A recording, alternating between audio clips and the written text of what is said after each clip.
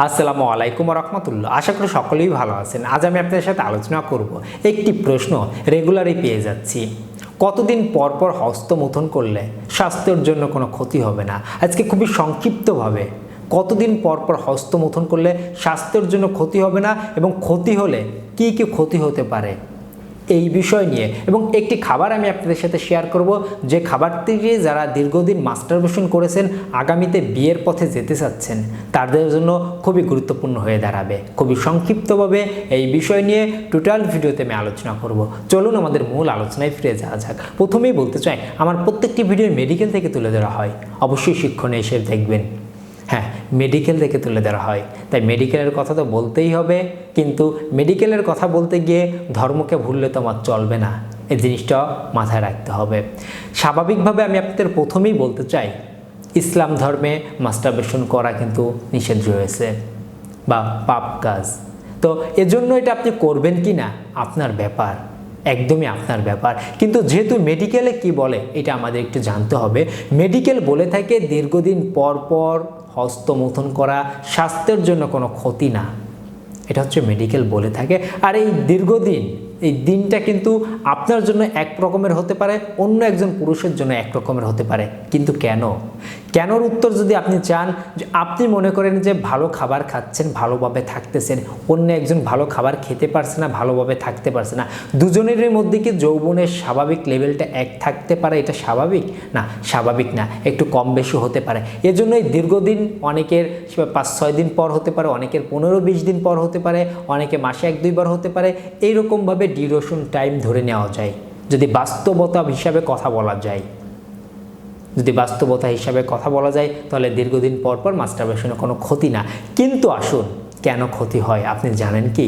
আপনি নিজেকে প্রশ্ন করেন যে যারা দীর্ঘদিন পর পর মাস্টারবেশন করে, এই যে মেডিকেলের কথা চিন্তা করে নিজের ভিতরে কাজ করায় আপনি মাস্টারবেশন করতে শুরু করেন, তখন আমি আপনাদের বলতে চাই, একজন পুরুষ বা একজন মানুষ যখন বিড়ি সিগারেট খাওয়া শুরু করে, এখন একটা খাচ্ছে, ভালো কথা, দেখা যাচ্ছে কি যে 1 সপ্তাহ পরে আবার একটা খাচ্ছে, তেমন কোনো ক্ষতি আসতেছে না। কিন্তু যখন আপনার এই 1 সপ্তাহের জায়গায় 5 দিন হয়ে যাবে, 5 দিনের জায়গায় 4 দিন হয়ে যাবে, 3 দিন হয়ে যাবে, 2 দিন হয়ে যাবে, 1 দিন হয়ে যাবে, রেগুলার হয়ে যাবে, প্রতিদিনও 2-4 বার হয়ে যাচ্ছে, যখন আপনি আসক্তি হয়ে যাবেন, তখন তো অবশ্যই আপনার স্বাস্থ্যের জন্য ক্ষতি হবে।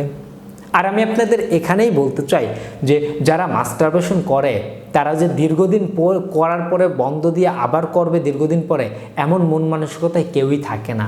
মাস্টারবেশন করতে করতে সেই দীর্ঘদিন থেকে একবারে রেগুলার করে চলে আসে। আর এই রেগুলারটা এমনই হয় যে প্রতিদিন 2-3 বারও হয়ে যাচ্ছে। তাই আমি আপনাদের বলতে চাই, মাস্টারবেশন দীর্ঘদিন পর পর করা ক্ষতি না, এই কথা মেডিকেল বললেও আপনি নিজেকে প্রশ্ন করেন যে আপনি কি সেই দীর্ঘদিন পর পর করছেন না। আবার এদিকে ইসলাম ধর্মের হয়ে থাকলে তো নিষেধ করা রয়েছেই। তাহলে আপনার কি করতে হবে? অবশ্যই মাস্টারবেশন ছেড়ে দিতে হবে।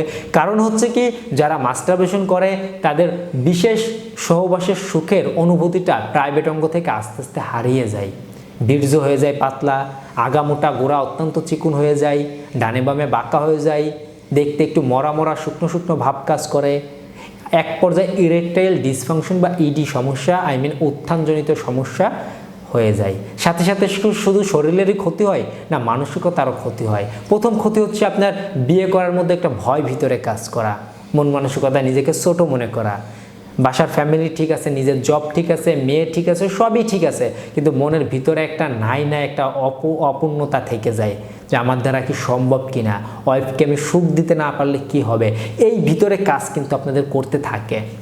তাই আমি আপনাদের বলবো, এই ভিডিও দেখার পরে যদি আপনার সম্ভব হয়, টোটালি মাস্টারবেশন থেকে নিজেকে বের করে আনতে হবে। যদি আপনার বিয়ের বয়স হয়ে যায়, আপনি যেই পজিশনে থাকেন না কেন, যদি বিয়ে করা সম্ভব হয়ে যায়, অবশ্যই বিয়ে করে নেন।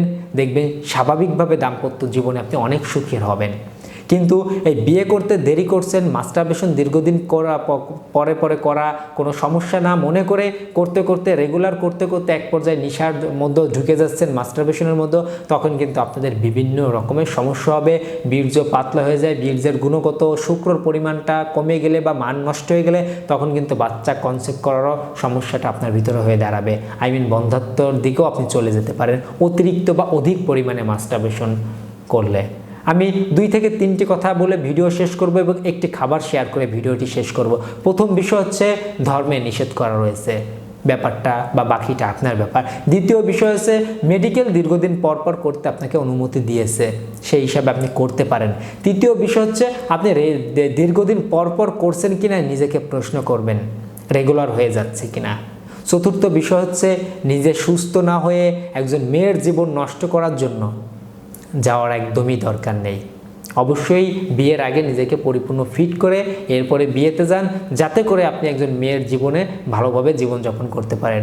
একটা কথা শেষ করার আগে বলতে চাই যে একজন মেয়ের কিন্তু স্বাভাবিকভাবে পরিপূর্ণ সুখের প্রয়োজন রয়েছে, হয়তো বা বিভিন্ন কারণে বা বিভিন্ন সময় কম বেশি হলে তার সমস্যা হয় না, কিন্তু তার জৈবিক চাহিদাটা আপনাকে কিন্তু পূরণ করতে হবেই হবে, কম আর বেশি। ভয় আমি দিচ্ছি না, কিন্তু বাস্তবতা তুলে ধরছি। অবশ্যই স্বাভাবিকভাবে জীবনযাপন করলে যৌবন নিয়ে সমস্যা নেই, কারণ আপনার পূর্বপুরুষ আপনার পর্যন্ত আসছে, আপনি আপনার ফিউচার জেনারেশন পর্যন্ত যেতে পারবেন। ভয় পাওয়ার কারণ নাই। ঘুম, ন্যাচারাল খাবার, মন মানসিকতা ঠিক রাখা, বদ অভ্যাস ত্যাগ করে জীবনযাপন করেন, ইনশাল্লাহ এগুলো কোনো সমস্যাই না।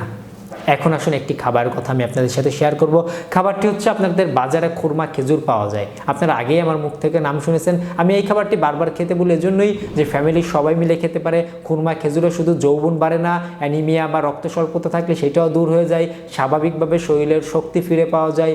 এরপরে চুলের জন্য, স্কিনের জন্য, পেটের জন্য বিভিন্ন সাইডের উপকারিতা রয়েছে খুরমা খেজুরে।